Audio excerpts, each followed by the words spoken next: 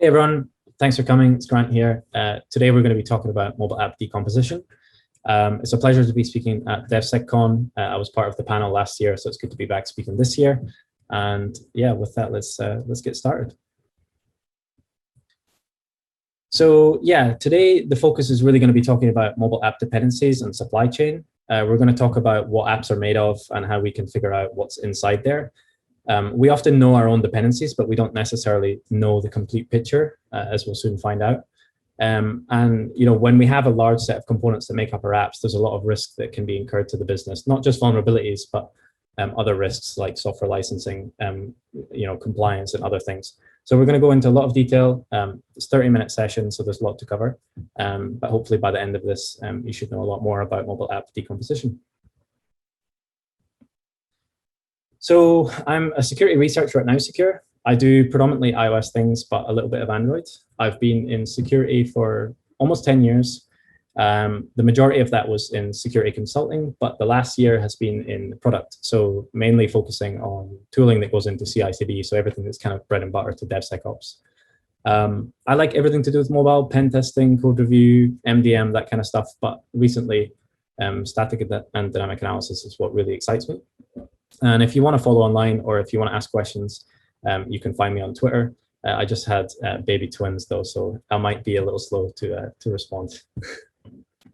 So yeah, the real core question that we want to answer today is how do you begin to understand if you're vulnerable to a given thing? So if you remember late last year, Snyk found a Sourmint SDK vulnerability that we'll talk about in just a little bit. And there's been other big popular vulnerabilities within libraries like Heartbleed, CCS, and then other high-profile things like Spectre and Stagefright. Not all of these apply to mobile, but the point still stands. When something significant happens and there's a cause for concern, if you have a large portfolio of apps or your employees are using a bunch of third-party apps, how do you know if that affects you? And how do you reliably know if that affects you? Even if you don't think you use that component, you might actually find that it's inside your app, even if you didn't know that. So the first thing we want to understand is what is a mobile app? What's inside the app? And if we think of it like a nutritional label, we can see here on the left, it's an Android APK. We can see that we have 37 total components, and maybe we understand that there's a breakdown. So 32 of these things might be open source, 3 of them are commercial. We might have a couple of proprietary libraries. Maybe the marketing team writes an SDK for us and the security team writes an SDK. But there's probably more to it than that. I think, this is just the tip of the iceberg. And we might know how many of those things have available updates if the vendor lets us know, or if if we're watching the upstream open source repositories. And we can also sometimes have a good understanding of whether any of those things are vulnerable. But again, there may be things inside your software that you're not actually aware of, and it's those cases that can really cause some headache and cause for concern for the business.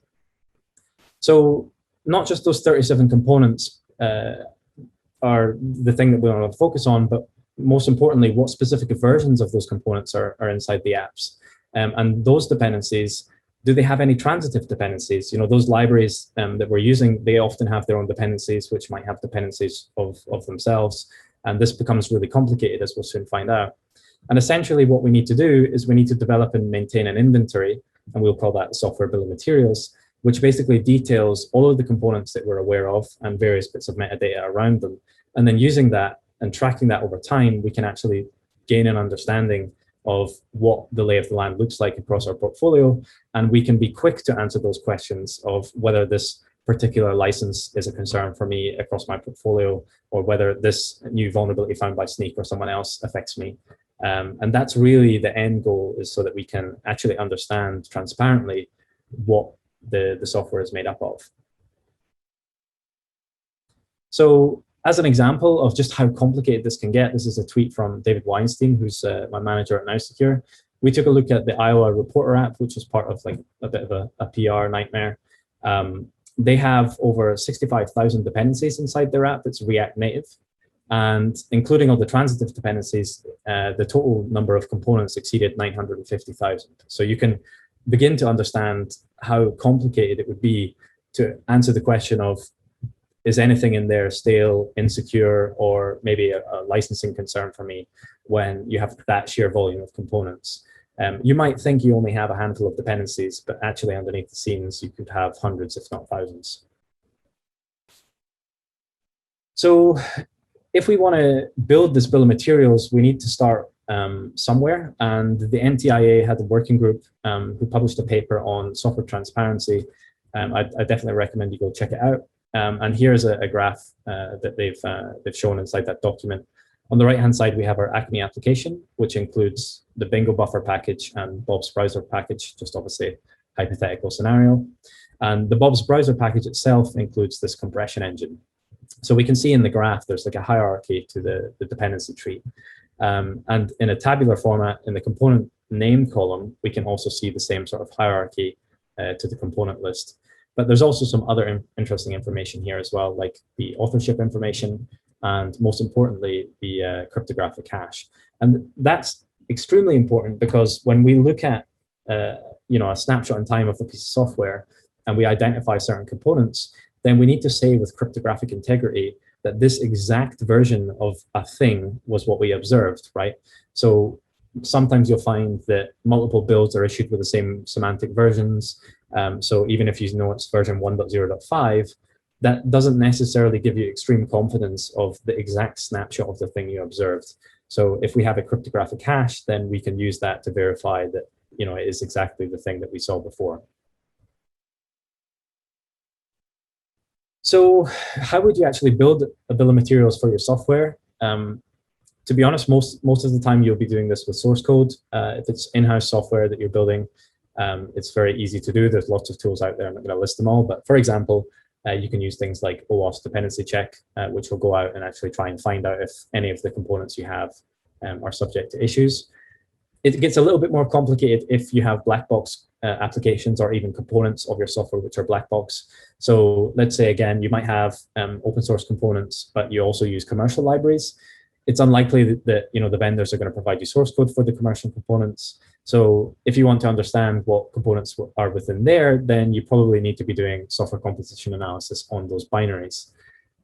You might also have third-party apps that your employees use as day-to-day business. So they could be things like expense tracking apps or receipt apps, things like Google Sheets for accounting and for sharing data. And you don't really know what those apps are made of or whether there's anything in there that might be a cause for concern, especially if you're using like corporate devices in MDM, for example. And then as another example, you might outsource parts of your development to other teams, or there might be segregation of duties, which means you don't have access to source code.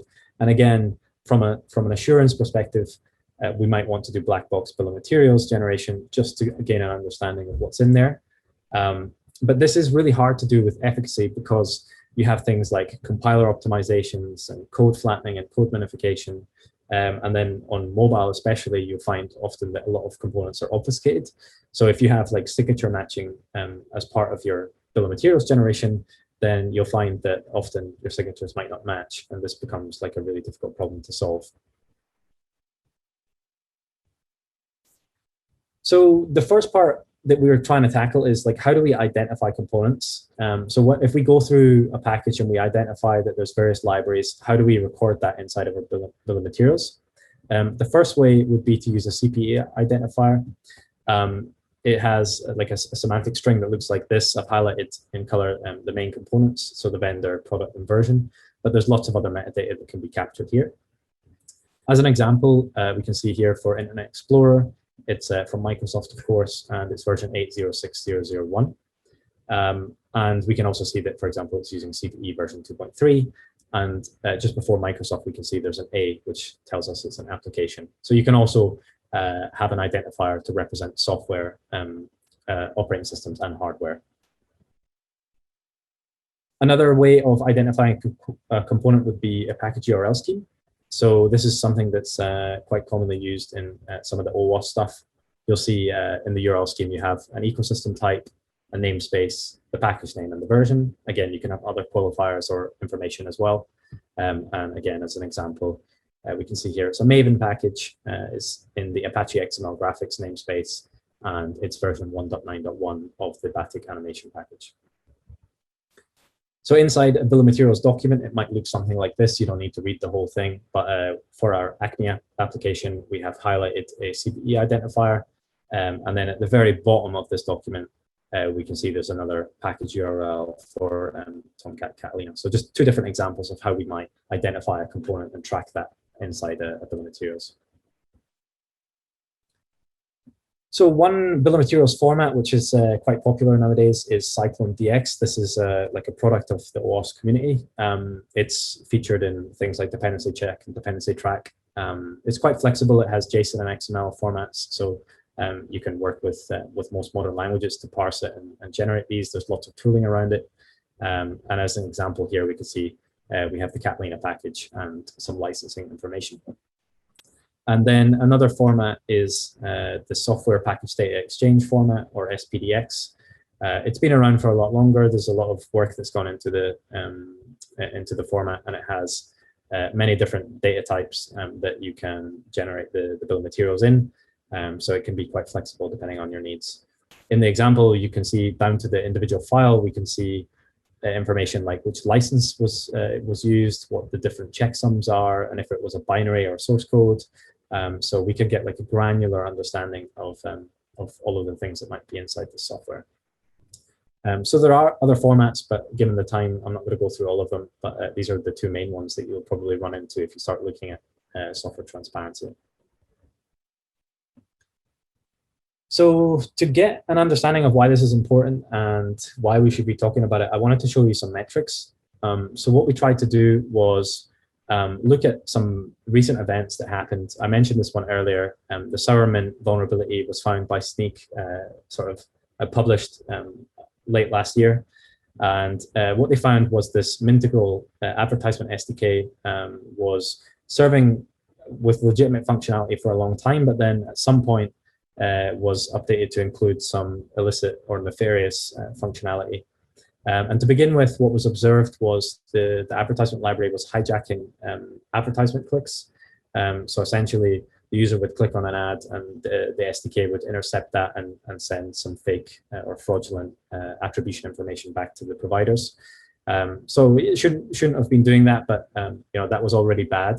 But the more Sneak looked at the library, the more they found. And it turns out they were also doing some tracking, which involved even recording all of the things that Android users were downloading on their phones.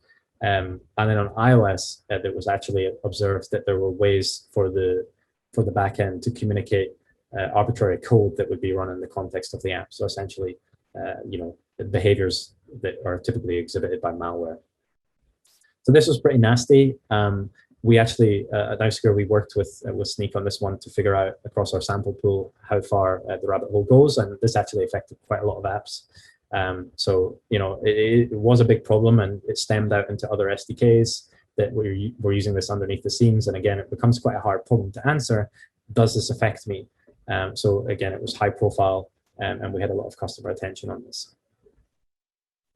Another recent story, which you might have read from Alex Bursan, was dependency confusion. So Alex found a really interesting supply chain abuse case where he ended up making quite a bit of money through bug bounties. And what Alex observed was that the order of which many package managers would fetch packages from registries could be abused. So for example, he went out and looked at various package files for lists of dependencies. And this one, for example, is from PayPal. And the one shown in red were packages that didn't exist at the public NPM registry and were likely, obviously, internal packages to PayPal. And what would happen with, when the package was installed, NPM would actually go and try and fetch them from npm.js, the public registry, before falling back to any internal registries that were defined. So this allowed for kind of like a race condition in a way, where someone with this knowledge could go and register those packages at the public registry.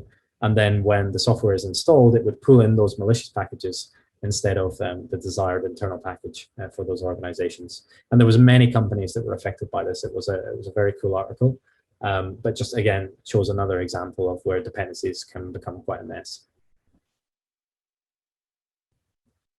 And the other big problem is on mobile especially, we see a huge explosion of different ecosystems. So we have things like cocoapods and Carthage, Swift PM on the iOS side. We have Maven and Rust now, C++ on Android.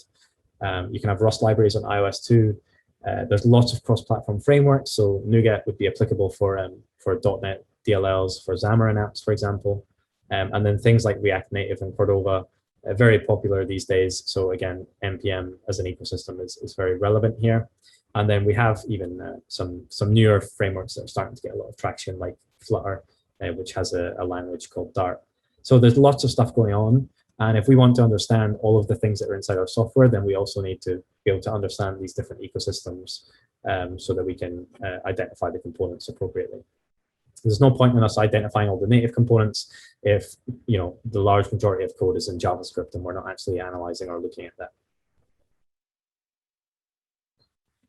So to put this in perspective, we wanted to show some metrics, and we thought it would be a good idea to go and look at the top 100 apps in finance. So the chart might be a little bit out of date, but a few weeks ago I pulled down the top 100 apps in the finance category of the App Store, and began to pull out the bill of materials and look at some trends throughout.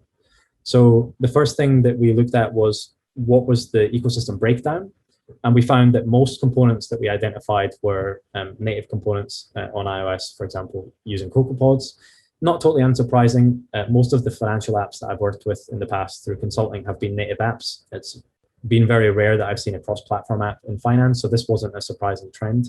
But there were a handful in there that had JavaScript components and even Xamarin components, which I'd never seen before, but yeah, again, wasn't totally unsurprising. Another thing that was very interesting was if we looked at the software bill of materials size, as a general trend, Android was much more spread out, and often applications had a lot more components. So on the left of the chart here, we can see the percentage of the sample pool, and then the colors represent the number of components in the bill of materials. So on iOS, 75% of apps only had between 1 and 30 components, and we can see that the graph sort of tapers off, and the larger the bill of materials size. Whereas on Android, most applications had between 60 and 120 components, and there were still quite a large percentage of applications that had even 120 or 150 plus components inside the bill of materials. So it just shows as a trend that Android applications typically have a lot more inside them. That doesn't necessarily equate to any risk, but given the open source nature of Android, again, this wasn't totally unsurprising.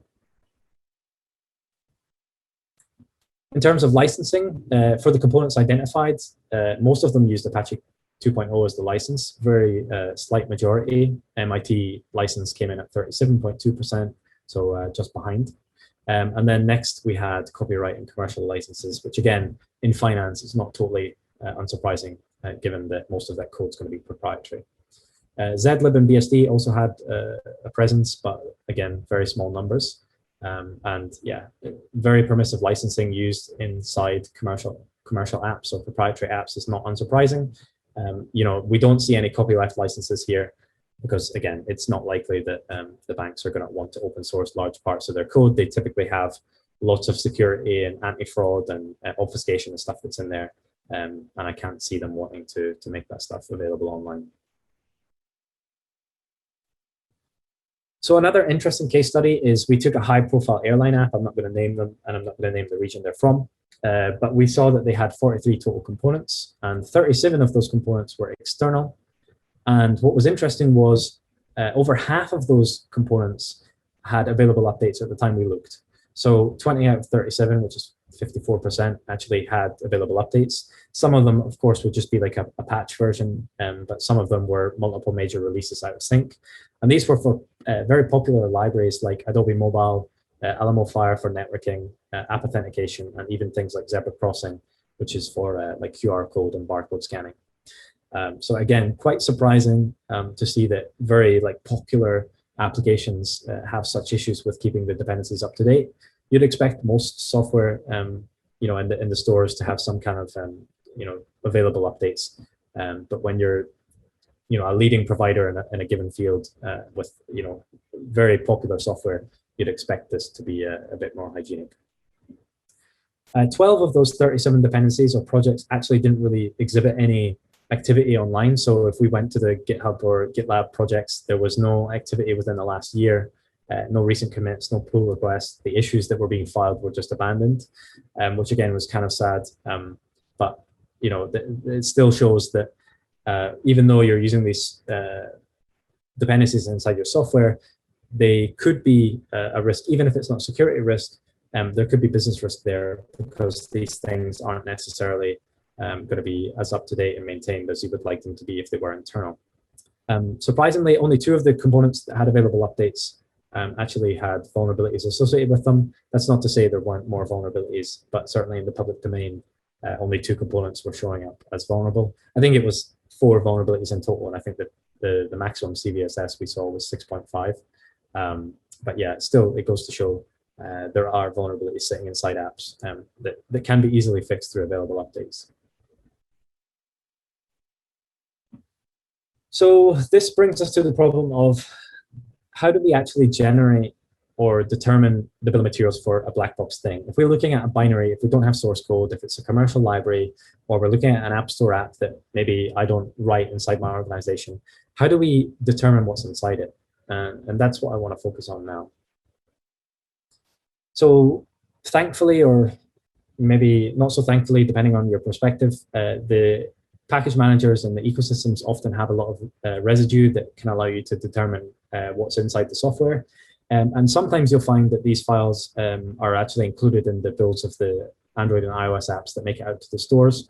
So if you see, for example, package log files for NPM, you can determine all the packages that are installed, what the versions are, and all the transitive dependencies. You might also see things like pod files for cocoapods or cart files for Carthage. But yeah, it's not going to be the case that every application has these, but sometimes you'll find them and they can give you a lot of insight. But down at the bottom, we've highlighted in bold the things that you're going to want to look at most. On iOS, we have frameworks, dynamic libraries, bundles, maybe extensions. If it's cross-platform like Xamarin, then we're going to have things like dynamic DLL files. On Android, we have DEX packages, so we can analyze those. We might have native libraries as well there, and there are other build artifacts like properties files that we want to look into. And then on both platforms, things like Cordova, React, Kone, Capacitor, all of these things have their own files on disk, which are pretty known and in standard sort of file system structure. So we can look for and identify those components and pull out the versions there as well to gain an understanding of what's there. So if we know all of this, actually, we can begin to look through it all and gain some perspective. It's not going to be completely comprehensive, but it's better than not knowing anything. So on both platforms, applications are just zip files, so we can just go ahead and unzip them and have a look through the files and directories that are in there. I grabbed like an Ethereum wallet, a crypto wallet, just as an example, and here we can see lots of Cordova plugins. We can see ES6 Promise plugin. They're using Google+. There's some keychain Cordova plugins and so on. We can also look at the Cordova JS files and actually just pull out the list of plugins that way too. But just even without tooling, if we wanted to do this manually, we could just sift through the data and have a look what's there. In terms of frameworks, we can do the same thing. We can see this application is using Protobuf. They're using the Facebook login SDK, the Google Promises, FBL Promises framework, as well as many other Google frameworks here. They all have this info.plist file, which is basically a manifest on iOS, which will give you version information. So for each of these, we can actually figure out the versions that are in use as well. So again, we can start to create a bill of materials on a black box thing, even if we don't have source code. On Android, it's much the same. So we might have native libraries like we have highlighted here at the bottom. So we have a Google OCR client. We can also have properties files. So we can see things here like log4j, we can see i18n and other packages that might be in use. So just even from looking through the zip, we can gain a high level understanding of what kind of software is inside the app packages. But we probably want to go a little bit deeper than that. So If we want to do code analysis, then we can convert the DEX to Smalley and then Smalley to Java. So this would be an example for Android. On iOS, we can use decompilers like Hopper or Ghidra or IDA Pro even to analyze those. But on Android, you can use some free and open source tools to do this quite easily. And although it might not be compilable Java, it's pretty legible. And we can see, for example, that we are using the Apache Commons packages. So again, we can start to piece together a perspective of all the different packages that might be included inside this app.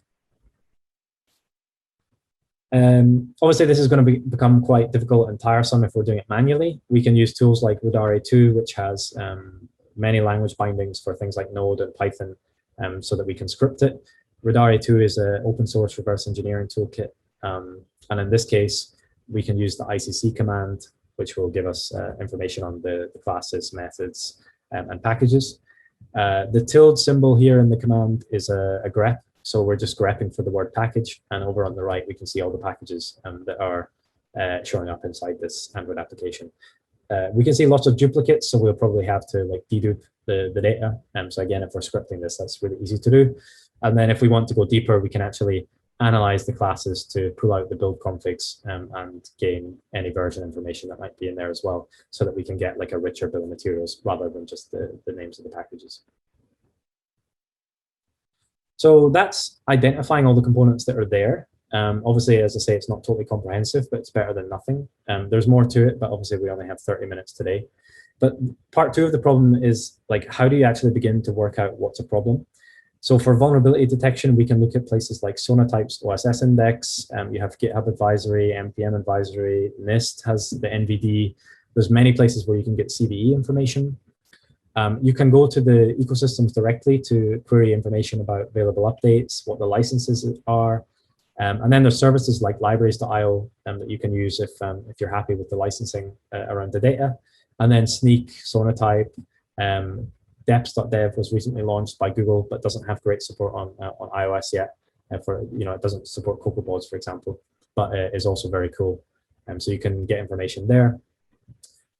With licensing, you want to look at if you're using any copyleft licenses or anything that you might be violating the licenses for. So do you open source all the relevant components? Do you include all the correct license texts? Have you documented any changes?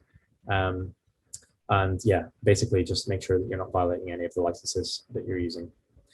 You might also find dependency lists without the log file. This is kind of tricky because it might just tell you the minimum version of the library that needs to be installed, and it's not easy to ascertain which specific version was installed. And we also might not see all the transitive dependencies. So ideally, we want to look at the log files if we can.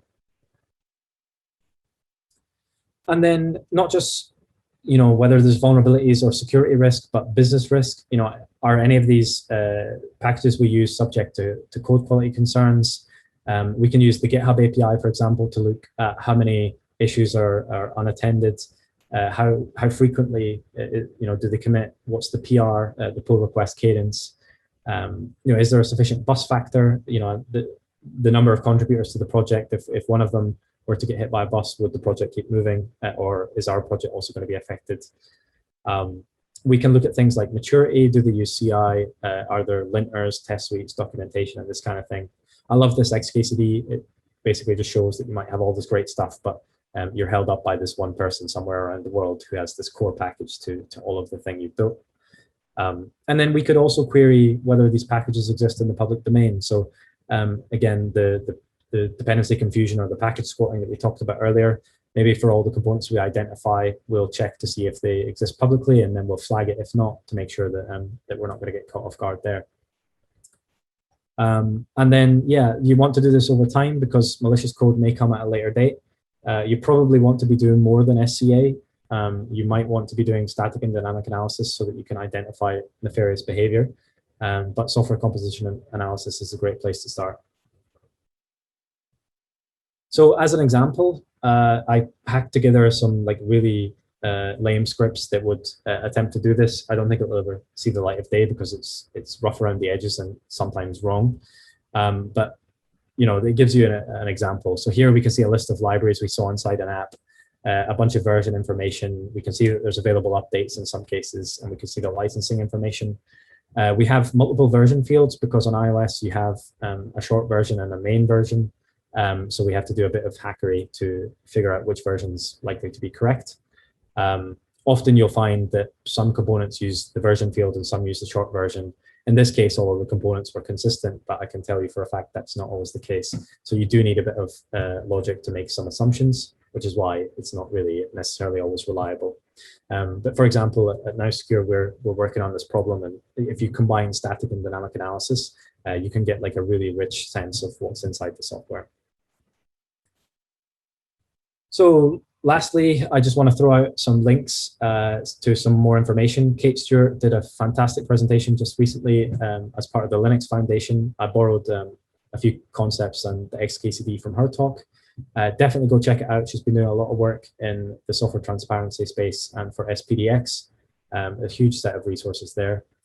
Aladdin from Osterlabs also has a great talk on mobile app dependencies and all of the complications that come with it, which I also found really useful. So go check that one out as well.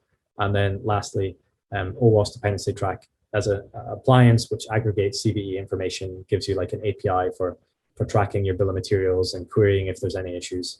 It's come a long way even in the last few years, and I think it has a lot of potential. So I definitely would suggest going and have a look at that as well. And yeah, with that, I will take any extra questions.